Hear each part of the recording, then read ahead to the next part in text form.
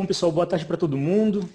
Aí já o evento se encaminhando para o final e ainda quase 500 pessoas na sala, né? Então, nesse momento que vivemos situações atípicas, é super gratificante poder estar envolvido nesse tipo de ação. Então, o título da palestra que eu preparei para vocês hoje é Como podemos controlar as proteínas dentro da caixinha. Mas antes, bom, então, sou parte do InovaLate, né, pertenço a esse time. Queria ainda assim agradecer, então, como o Ítalo disse, um agradecimento talvez interno. Queria agradecer poder estar participando como palestrante. E é uma grande responsabilidade e, ao mesmo tempo, muito prazeroso poder falar depois de um time como esse que nós ouvimos essa tarde. É interessante, né, então, colocar que a gente vai rever nessa apresentação vários pontos que foram elencados já pelos outros palestrantes e chamar a atenção, talvez, aí para algumas coisas que a gente possa ser confrontado num futuro talvez próximo. Antes da gente começar, então, algumas palavrinhas sobre a Unicamp. Então, aí dentro do InovaLate, o grupo de pesquisa que eu coordeno corresponde aí a essa antena do InovaLate dentro da Unicamp. Dos parceiros, a Universidade de Campinas é a mais jovem, né? A Universidade de Campinas é uma jovem universidade, então tem um pouquinho mais de 50 anos. Esse aqui que vocês estão vendo é o logo da universidade. Acho que grande parte de vocês conhecem. O que talvez poucos de vocês conheçam é que, na realidade, esse logo ele vem aí do campus principal. Então, essa é a foto aérea do campus principal da Unicamp, que fica no distrito de Barão Geraldo, na cidade de Campinas. E esse logo, então, corresponde a essa visão aérea. E o que ele mostra, na realidade, então, essas três bolinhas vermelhas aqui correspondem a três rotatórias importantes que nós temos dentro do campus. Elas correspondem às três principais áreas do conhecimento científico, então, ciências humanas, ciências exatas e biológicas e da saúde.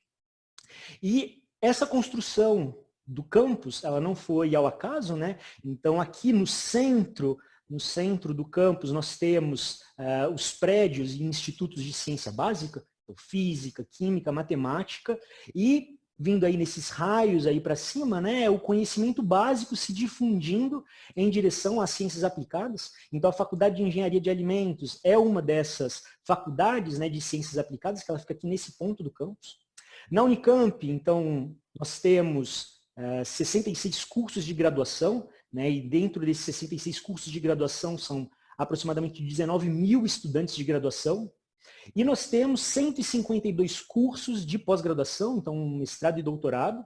E nesses 152 cursos, nós temos aproximadamente 17 mil estudantes de pós-graduação. Bom, esses números eles são importantes só para poder mostrar para vocês um pouquinho a vocação com a qual a Unicamp foi projetada, né? Esse equilíbrio entre estudantes de graduação e pós-graduação não é algo tão frequente nas instituições aqui no Brasil. Então, isso mostra um pouco a vocação da Unicamp para a área de pesquisa.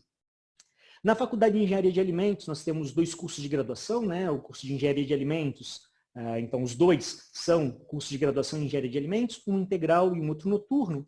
E nós temos 4 programas de pós-graduação vinculados à área de alimentos, então um programa de mestrado, de pós-graduação, né? Então com mestrado e doutorado na área de alimentos e nutrição, um na área de ciência de alimentos, um outro em engenharia de alimentos e um outro em tecnologia de alimentos. Eu faço parte do programa de ciência de alimentos, então é um dos programas com a nota máxima na CAPES aí, dos programas de pós-graduação da área de alimentos. Nós somos divididos em 5 áreas do conhecimento, então bioquímica, toxicologia, química, análise e microbiologia de alimentos. Eu faço parte da área de química de alimentos, né? Na área de química de alimentos existem 3 grandes linhas de trabalho, então corantes naturais, colesterol, fitosteróis e ácidos graxos de alimentos, e o grupo que eu coordeno de proteínas alimentares. Bom, só algumas palavrinhas aí a respeito da Unicamp, antes da gente começar. Então vamos lá para o que interessa, então, o que eu preparei para falar para vocês hoje, né? Então o título da palestra, um título talvez sugestivo aí dentro da linha do que a gente está pensando no evento, né? Então como podemos controlar as proteínas dentro da caixinha? Bom, por trás desse título, né, eu vou tentar mostrar para vocês um pouco do que está previsto aí no nosso programa. Então, bom, falar um pouquinho, então, no início, quem são essas proteínas, né, e para que elas servem. Quando a gente for falar em controlar, a gente tem que pensar em o que a gente quer que essas proteínas façam. né? Então, vou trazer alguns exemplos de como nós já controlamos essas proteínas e como nós podemos usar essa base de conhecimento para fazer as proteínas irem além. Então, para a gente poder controlá-las de uma outra forma. E, por fim, vamos falar mais da temática do evento, né? Olhando para dentro da caixinha, né? A gente já sabe muito, né? E nós estamos discutindo aí essa tarde toda do que acontece dentro da caixinha. Mas a pergunta que eu vou colocar no final, e talvez nesses aspectos eu traga mais questões do que respostas, né? O que acontece ou como a gente pode prever mudanças se a gente mudar o que tem dentro da caixinha, né? Então vai ser um pouquinho aí o gancho final da apresentação. Vamos olhar aí as proteínas, né? Então vamos lembrar um pouquinho aí das bases. A gente tem um público aí dentro dessas quase 500 pessoas que estão nos assistindo aí essa tarde, um público bastante heterogêneo. Então vamos relembrar aí alguns conceitos, né? As proteínas, elas são polímeros de aminoácidos, né? Então esses aminoácidos unidos, aí quando a gente pensa nessa cadeia aí dos aminoácidos que compõem uma proteína, a gente tem o que a gente chama de estrutura primária dessa proteína.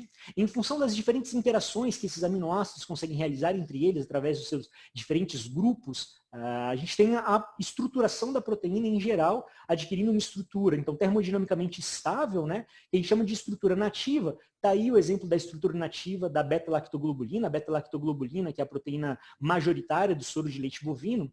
Quando a gente olha em algumas regiões dessa proteína, a gente tem algumas regiões que se dobram, formando configurações específicas, e nesse ponto a gente tem a nossa estrutura secundária. Quando duas estruturas, né, então duas cadeias polipeptídicas diferentes, duas proteínas diferentes, elas interagem entre si, a gente tem a formação de uma estrutura quaternária. Bom, esse conceito, né, então, sobre proteínas, sobre essas estruturas, ele não é um conceito que é só da área de proteínas alimentares, né? Então, isso é uma área de conhecimento transversal, e essas reflexões, elas valem para diferentes áreas onde as proteínas são importantes. E, igualmente, quando a gente olha as características das proteínas, né? As proteínas, elas podem ter diferentes tamanhos, né? Eu trouxe aí duas proteínas alimentares, então a beta-lactoglobulina, que é, então, do leite, e a beta-conglicinina, que é uma das proteínas majoritárias da soja, né? Elas podem ter diferentes tamanhos, elas podem ter diferentes grupos carregados espalhados na estrutura, o que leva, né, a diferentes valores de pH, onde a carga global dessas proteínas é nula. Elas podem ter diferentes reatividades em função justamente dos aminoácidos que compõem essas proteínas. Elas podem ter diferentes temperaturas de desnaturação, diferentes solubilidades. E tudo isso, né, então, como eu falei, tudo isso, apesar de ser transversal, né, para todas as ciências que se interessam às proteínas, todos esses aspectos, eles são muito importantes quando a gente pensa em proteínas dentro da ciência e tecnologia de alimentos. As proteínas alimentares, bom, acho que todos temos ciência disso, né, que a principal função das proteínas alimentares é, na realidade, fornecer aminoácidos para as pessoas que estão consumindo essas proteínas, né? Então, essas proteínas vão ser digeridas pelo organismo, o organismo vai absorver esses aminoácidos, e esses aminoácidos vão ser utilizados como peças de Lego para construir novas proteínas com diversas funções, né? Então, bom, para construir enzimas importantes no nosso organismo, para poder construir, então, outras proteínas importantes na nossa proteção, como as imunoglobulinas, para o transporte de gases no nosso organismo. Bom, enfim, então, fornecer esses aminoácidos é, sem dúvida, a função principal das proteínas alimentares. A gente tem outras funções, obviamente, né? A Milena comentou um pouco sobre peptídeos bioativos, por exemplo, mas ainda assim, fornecer aminoácidos é a principal função dessas proteínas alimentares. Apesar disso, né, quando a gente pensa no contexto de tecnologia de alimentos, o comportamento dessas proteínas durante o processamento vai ser bastante importante. E nós, dentro das indústrias de alimentos, nós já controlamos essas proteínas de diversas formas, né? Diversos processos industriais que nós aplicamos nas matrizes alimentares, a gente consegue, com esses processos, alterar de forma controlada a estrutura das proteínas. E com isso a gente desenvolve uma série de texturas, produtos, novas sensações. Trouxe para vocês alguns exemplos aqui, né? Se a gente olha, por exemplo, a ricota é um produto baseado, né, em alteração da estrutura das proteínas. Transformar leite em iogurte, né, essa textura do iogurte está justamente relacionada com o efeito do processo de acidificação nas proteínas. Igualmente, essa estrutura aí, fluida do queijo camembert corresponde igualmente à ação de enzimas, né, então outras proteínas, sobre as proteínas do leite, modificando essa estrutura. Então, isso nós já fazemos. A gente vai se focalizar em 2 desses exemplos, a gente vai falar um pouquinho do que acontece, né, do ponto de vista químico, o que acontece aí na produção da ricota e na produção de iogurte. Bom, já falei, né, a beta-lactoglobulina, a principal proteína do soro de leite. Quando a gente vai fazer ricota, né, então a gente aplica um aquecimento, então a gente aquece esse soro de leite e com isso a gente induz uma modificação, então uma desnaturação dessas proteínas do soro de leite, a beta-lactoglobulina em especial, né, essa proteína majoritária aí do soro de leite. Com isso a gente expõe, né, então a gente muda essa estrutura e a gente expõe alguns grupos reativos dessa proteína que antes estavam lá no interior da estrutura. Com essa exposição, a gente permite, né, que essa proteína ela comece a interagir com outras proteínas e esse processo de interação ele é bastante dependente de diversos fatores reacionais dentro do nosso meio. Então, por exemplo, no processo de produção de ricota, com frequência, após o aquecimento, a gente acidifica o meio, isso favorece essa agregação aí dessas proteínas do soro. Quando a gente pensa na produção de iogurte, né, a gente tem, sobretudo, um efeito da acidificação do meio sobre as micelas de caseína, mas não só.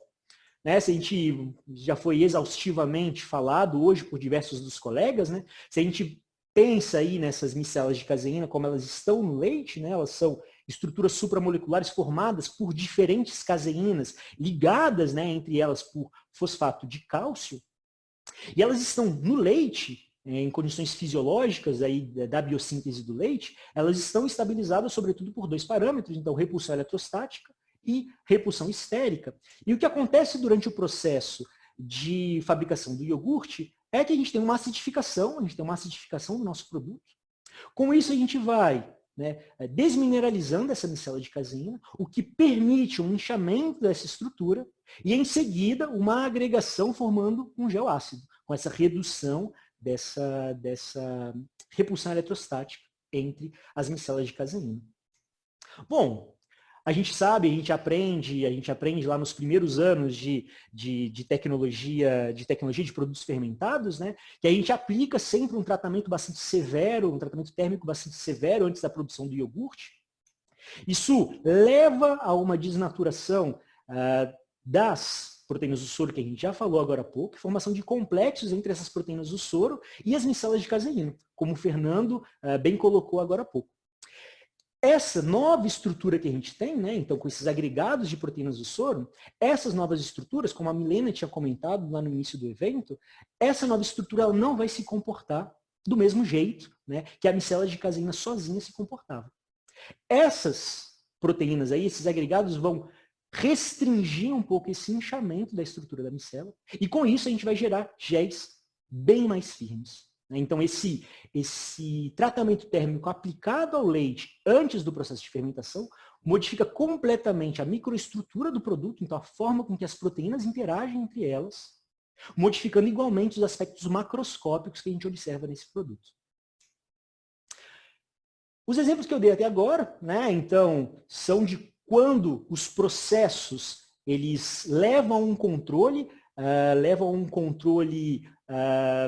benéfico dessas propriedades das proteínas, mas nós já falamos aí essa tarde também, em alguns casos, simplesmente as alterações que acontecem nas proteínas durante o processamento, durante a estocagem dos produtos, elas não acontecem de forma necessariamente controlada, e ao invés de gerarem novos produtos, novas texturas benéficas, elas vão gerar novos problemas. É o caso aí, então, da gelificação de produtos do HT, é o caso da perda de solubilidade, por exemplo, que acontece em ingredientes em pó, né? Então as proteínas interagindo na superfície das partículas dificulta a reidratação desses produtos. E é o caso igualmente de quando nós temos ingredientes supostamente idênticos, né? Quando a gente pensa aí na grande linha de produtos concentrados e isolados de proteínas do leite, né? Por mais que os produtos eles possam, né, ter uma denominação similar, em função da obtenção desses produtos, nós podemos ter características e comportamentos diferentes. Por exemplo, se a gente pega a composição aí, de um soro de leite obtido de coagulação enzimática, a gente tem aproximadamente 20% da composição proteica desse produto sendo do caseíno macropeptídeo ou do glicomacropeptídeo. Esse produto, né, então aqui a gente tem aí cromatogramas, né, de HPLC, quando a gente compara, então, um WPC 80 com um WPI obtido por microfiltração, então notem que a gente tem as diversas proteínas aí presentes na nossa matriz, né? Notem que a gente tem uma melhor definição dos picos dessas proteínas quando a gente tem aí o nosso WPI obtido por microfiltração do que esse nosso WPC comercial, onde a gente tem vários ombros formados. Esses ombros, eles são provenientes de alterações que acontecem, alterações às vezes não controladas, né, que acontecem nessas nossas proteínas durante processamento, durante estocagem, né, alterações como lactosilação, oxidação dessas proteínas. Essas diferentes modificações, elas vão gerar grandes impactos nas propriedades desses produtos. Aqui, então, quando a gente pensa nesses ingredientes comerciais aí, comercializados como pós, né? Então, se a gente pega a solubilidade, que é uma propriedade primária desses produtos, se a gente compara diferentes ingredientes, né, todos baseados em proteínas do soro, né, dependendo do tipo de ingrediente ou do histórico de processamento desse ingrediente, já essa solubilidade, que é uma propriedade primária, ela já é alterada. Isso baseado, então, em histórico de processamento, né, e possíveis alterações de composição provenientes de como esses produtos eles foram obtidos. Isso tudo para poder mostrar que se a gente não controla efetivamente o que nós temos do ponto de vista químico como produtos, né, alterar então o produto de uma marca X para uma marca Y pode levar a uma alteração de processo, justamente porque a gente tem uma série de alterações que podem ser induzidas nas proteínas que não necessariamente vão estar descritas aí quando a gente pensa só na denominação desses produtos. Tudo que a gente falou até agora, sobretudo quando a gente pensa aí na produção da ricota, na produção de iogurte, né, acho que vocês têm ciência disso. Quando as primeiras tecnologias de ricota foram desenvolvidas, todo esse conhecimento por trás, né, da cinética de desnaturação das proteínas, etc., isso não era de fato conhecido. A gente agiu por muito tempo, né, num sentido em que a tecnologia ela era conhecida, nós sabíamos como fazer, e depois a ciência ela começou a tentar elucidar esses fenômenos. Então, como a gente conseguia explicar o fato de que tínhamos um gel de iogurte mais firme quando aplicávamos um tratamento térmico intenso, do que quando não aplicávamos esse tratamento térmico intenso.